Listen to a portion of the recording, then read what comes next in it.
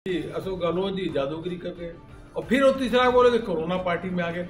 ये किस प्रकार के मतलब ऐसा राजनीतिक संवाद हो रहा है, मुझको तो समझ से परे है। क्या राजस्थान की राजनीति इस हद तक कांग्रेस ने गिरा दी है? जो भगवान विष्णु के अवतार हैं तो सभी जाति के लोग जाकर के वहां दर्शन करते हैं। हमारे यहाँ भगवान को किसी जाति में बांट के नहीं देखना। 1111वीं जो जयंती है ये बार बार तो आती नहीं।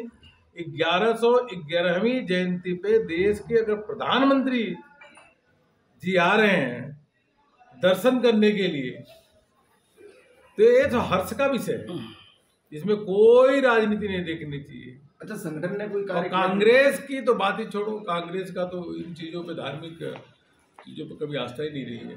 क्या वहां गुजरी थोड़ी जाते हैं, हर जाति के लोग जाते हैं। अगर देवनारायण भगवान जी जो भगवान विष्णु के अवतार हैं तो सभी जाति के लोग जाकर के वहां दर्शन करते हैं। हमारे यहाँ भगवान को किसी जाति में बांट के नहीं देखना चाहिए, इसलिए सभी लोग जाते हैं। गुर्जर समाज के लोग अधिक जाते हैं, लेकिन भगवान सभी जाते हैं, सभी लोग भगवान के दर्शन करने जाते हैं। सरकार बनाने में राजस्थान के 25 सांसदों का बहुत महत्वपूर्ण योगदान रहा है, तो इनकी क्या कुछ उपलब्धियां, क्या कुछ विशेष पैकेज राजस्थान को मिल रहा है? राजस्थान के पास जो संसाधन उसका तो सदुपयोग करें। राजस्थान में जिस प्रकार से जंगल राज की स्थिति है, डॉक्टर को जब चाकू लगा के गर्दन पे डॉक्टर को लूट लिया जाता है, पुलिस वाला जब घर से निकलता है तो उसको रोक करके पुलिस वाला कहता है कि मैं तो पुलिस वाला, उसको लूट लेते हैं। और मैं आज के अखबार में देखा चित्तौड़गढ़ की जो घटना, मतलब ऐसा तो कहीं देखा ही नहीं कि घरों में सब बाहर कुंडी लगा करके और मंगलसूत्र तक लूट के ले जा रहा।